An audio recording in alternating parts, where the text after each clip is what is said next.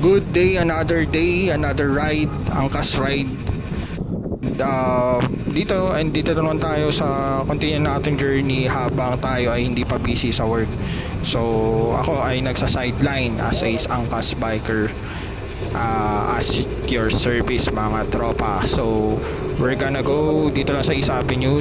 Si ma'am ay isang OJT dyan sa East Avenue. So siya ay I'm not sure kung graduating siya, hindi ko lang natanong yun, pero sigurado naman ako na ginagalingan yan ni ma'am. And tayo is naging student din tayo, no? Pero hindi natin na-feel yung magdo-dorm ka from your OJT. Pero ang hirap din nun, no? Kasi as a student, lahat gastos no, ng parents mo, tapos magdo-dorm ka pa sa school, tuition fees, lahat miscellaneous.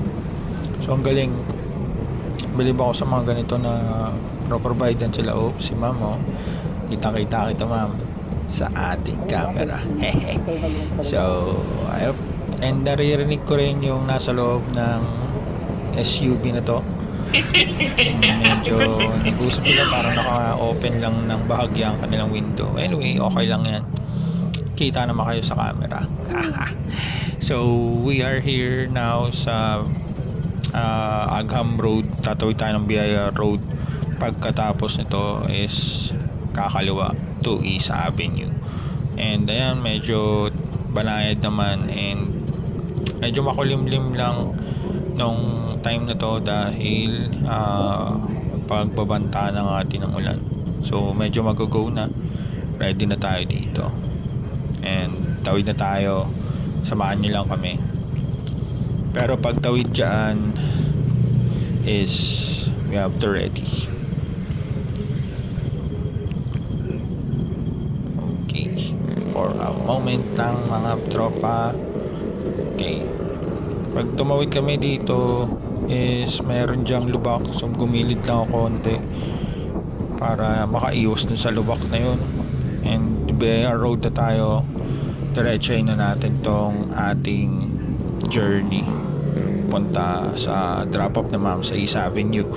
So di naman to kalayuan, I'm not sure kung 2 or 3 kilometers lang from the Solera na condominium ni ma'am. So nagulat lang ako dahil kala ko is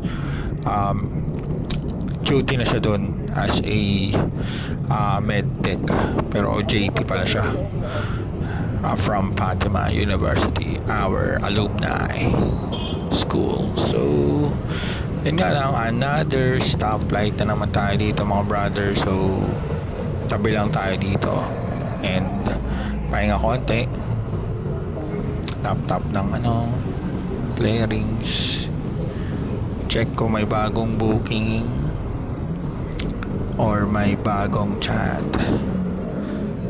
And nakita ko rin tong sedan na to na, or yung na yan, AUV na medyo naka-open din, and also yung mga dumating pang sasakyan. So hello na lang tayo sa Insta 360 natin.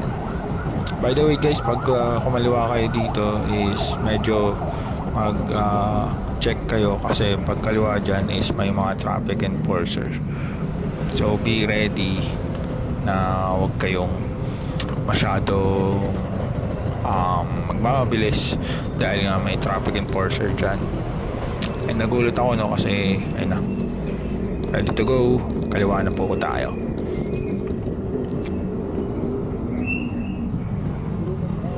Tawid lang naman to ng mabilis, and also ayan, medyo may mga nagmamadali din. Tapos dito banayad lang tayo dahil may lubak. And ayun, tinuro ni ma'am na dun daw yung drop off. So akit pa talaga dito until sa hallway. Tapos para ka mag-U-turn hanggang dun sa drop off point. For the mototaxi and the Grab yan, yung mga Food Panda. Pero doon sa taas pwede na mag-drop off yung mga taxi. So ayun lang naman, And we are here sa drop-off point. So, thank you. Ayun lang naman ang na-share ko. Salamat sa pagsubaybay. Abot ko lang kay ma'am yung kanyang bag. Okay, thank you ma'am. Salamat po sa tip. Isa lang natin ang ating gamit. And thank you for watching. Yun lang naman. Bye-bye!